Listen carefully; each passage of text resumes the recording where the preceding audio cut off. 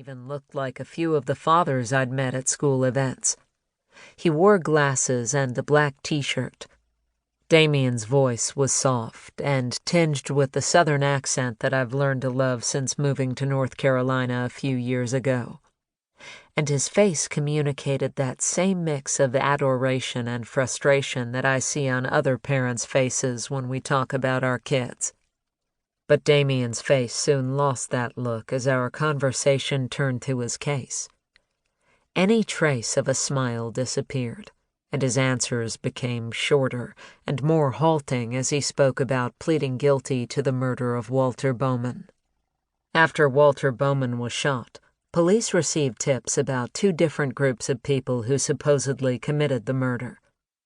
The first group included a man whom police mistakenly thought was in jail, so they discounted that tip and focused on the second group.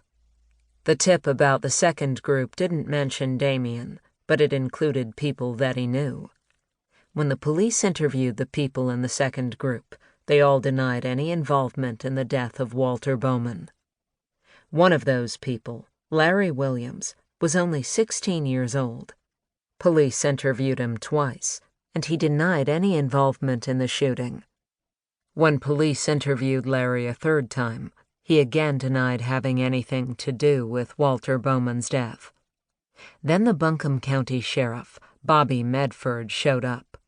Everyone except Sheriff Medford left the interrogation room, and then Medford proceeded to scream at Larry, who didn't have a lawyer or an adult with him in the room, telling him that he would spend the rest of his life in prison if he didn't confess to the murder and implicate others.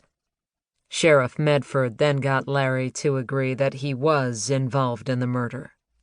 The sheriff used a series of leading questions to feed Larry details about the murder, including that Damien was involved. Right after his confession, Larry told other police officers that he'd lied. Everything he'd said about the murder was just because Sheriff Medford had terrified him. But by then it was too late. Police had one false confession, and they used that confession to get false statements from eyewitnesses and confessions from the other men in the group. But the truth was that the other group of men about which police had gotten a tip, the group that the police did not focus on, had committed the murder. If the police had not mistakenly believed that one of those men was in jail when Walter Bowman was killed, then they might have solved the case. They had collected physical evidence that would have proven this other group of men had committed the crime. Police had obtained video surveillance footage of the men leaving a nearby gas station just minutes before the shooting. But whether through incompetence or malevolence, between the time when police got the tape from the gas station and the time they officially logged it into the police evidence room, someone taped a soap opera over the portion of the videotape that actually showed the men at the gas station.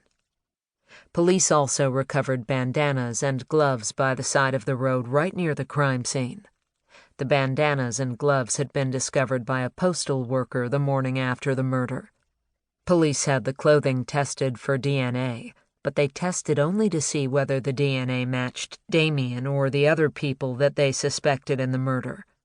The results came back negative. Years later, when police finally tested the bandana and gloves to see whether they matched the men in the other group, the test results came back positive.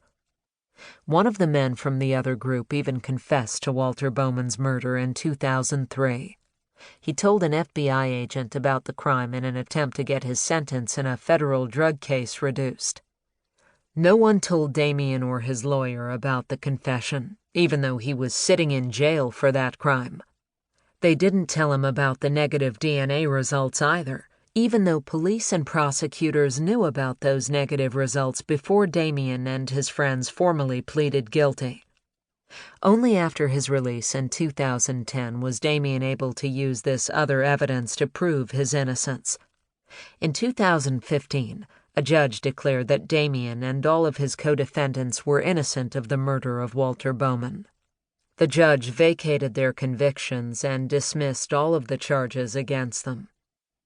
Damien's story is not unique. There are countless others who have pleaded guilty to crime.